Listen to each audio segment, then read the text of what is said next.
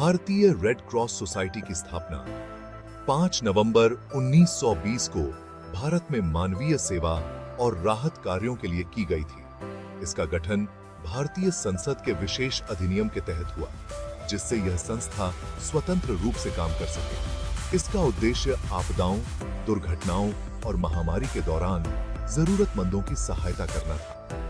भारतीय red cross society अंतर्राष्ट्रीय red cross और रेड क्रिसेंट मूवमेंट का हिस्सा है और विश्व भर में मानवीय सेवा के कार्यों में अग्रणी भूमिका निभाती है। जो इस संगठन की प्रेरणा प्रथम विश्व युद्ध के दौरान घायल सैनिकों की देखभाल और मदद से मिली।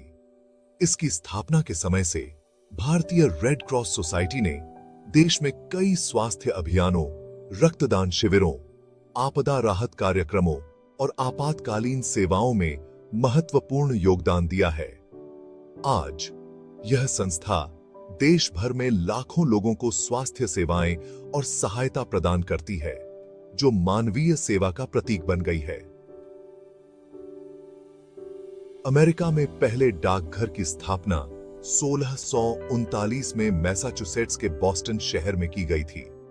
यह डाकघर एक किताबों की दुकान में स्थित था, जिसे रिचर्ड फेयरबैंक्स नाम के व्यक्ति ने चलाया। उस समय डाक सेवाओं का उद्देश्य मुख्यतः कॉलोनियों के बीच पत्रों और दस्तावेजों का आदान प्रदान करना था।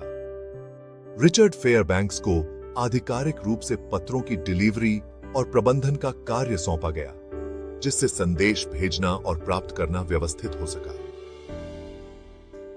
यह डाकघर उस दौर में संचार के लिए एक महत्वपूर्ण साधन बन गया, जब संचार के अन्य साधन सीमित थे।